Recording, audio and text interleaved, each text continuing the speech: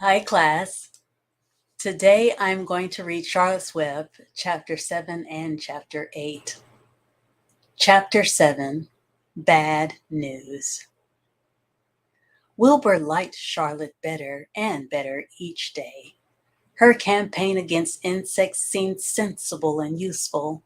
Hardly anybody around the farm had a good word to say for a fly. Flies spent their time pestering others. The cows hated them. The horses detested them. The sheep loathed them. Mr. and Mrs. Zuckerman were always complaining about them and putting up screens.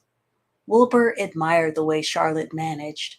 He was particularly glad that she always put her victim to sleep before eating it.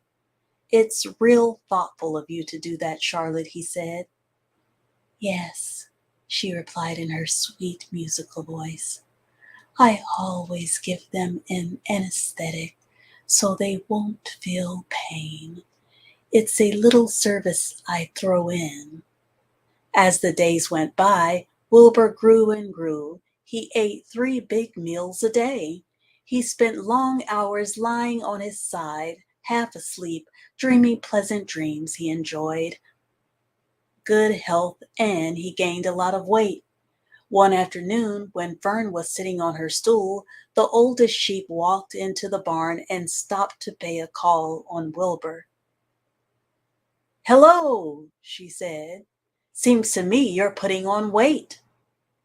"Yes, I guess I am," replied Wilbur. "At my age, it's a good idea to keep gaining." "Just the same, I don't envy you," said the old sheep. "You know why they're fattening you up, don't you?" "No," said Wilbur. "Well, I don't like to spread bad news," said the sheep, "but they're fattening you up because they're going to kill you, that's why." "They're going to what?" screamed Wilbur. Fern grew rigid on her stool. "Kill you. Turn you into smoked bacon and ham," continued the old sheep. "Almost all young pigs get murdered by the farmer as soon as the real cold weather sets in. There's a regular conspiracy around here to kill you at Christmas time. Everybody is in the plot. Lurvy, Zuckerman, even John Arable." "Mr. Arable?" sobbed Wilbur. "Fern's father?" "Certainly. When a pig is to be butchered, everybody helps. I'm an old sheep, and I see the same thing. Same old business, year after year. Arable arrives with his 22 shots, shoots the—" "Stop!" screamed Wilbur. "I don't want to die. Save me, somebody, save me." Fern was just about to jump up when a voice was heard. "Be quiet, Wilbur," said Charlotte, who had been listening to this awful conversation. And there's Wilbur crying. "I can't be quiet," screamed Wilbur, racing up and down. "I don't want to be killed. I don't want to die. Is it true what the old sheep says, Charlotte? Is it true they are going to kill me when the cold weather comes?" "Well," said the spider, plucking thoughtfully at her web, "the old sheep has been around this barn a long time. She has seen many a spring pig come and go. If she says they plan to kill you, I'm sure it's true. It's also the dirtiest trick I ever heard of, what people don't think of." Wilbur burst into tears. "I don't want to die," he moaned. "I want to stay alive, right here in my comfortable manure pile with all my friends. I want to breathe the beautiful air and lie in the beautiful sun." "You're certainly making a beautiful noise," snapped the old sheep. "I don't want to die," screamed Wilbur, throwing himself to the ground. "You shall not die," said Charlotte briskly. "What, really?" cried Wilbur. "Who's going to save me?" "I am," said Charlotte. "How?" asked Wilbur. "That remains to be seen, but I am going to save you. and I want you to quiet down immediately. You're carrying on in a childish way. Stop your crying. I can't stand hysterics." And now on to Chapter 8, A Talk at Home. On Sunday morning, Mr. and Mrs. Arable and Fern were sitting at breakfast in the kitchen. Avery had finished and was upstairs looking for his slingshot. "Did you know that Uncle Homer's goslings had hatched?" asked Fern.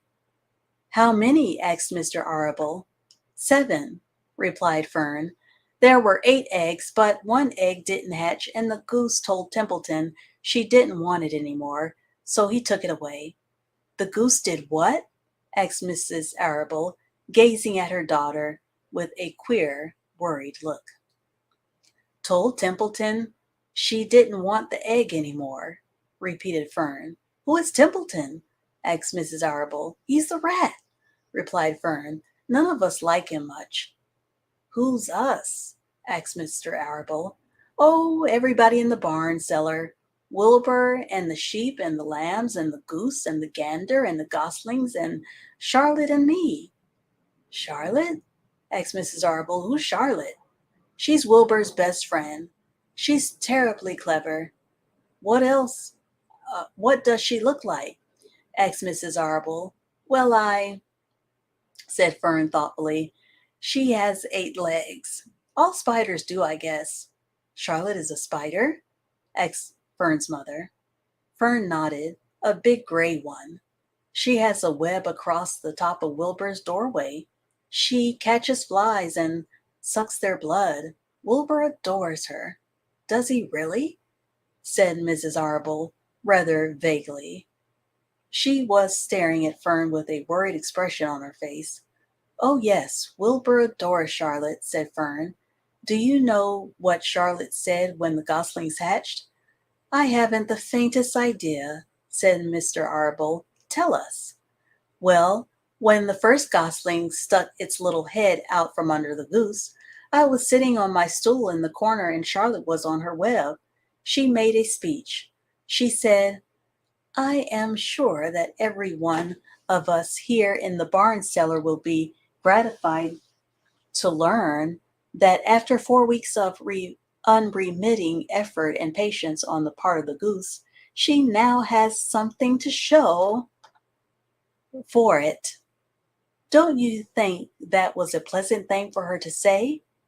"Yes, I do," said Mrs. Arable. "And now, Fern, it's time to get ready for Sunday school, and tell Avery to get ready. And this afternoon you can tell me more about what goes on in Uncle Homer's barn. Aren't you spending quite a lot of time there? You go there almost every afternoon, don't you?" "I like it there," replied Fern. She wiped her mouth and ran upstairs. After she had left the room, Mrs. Arable spoke in a low voice to her husband. "I worry about Fern," she said.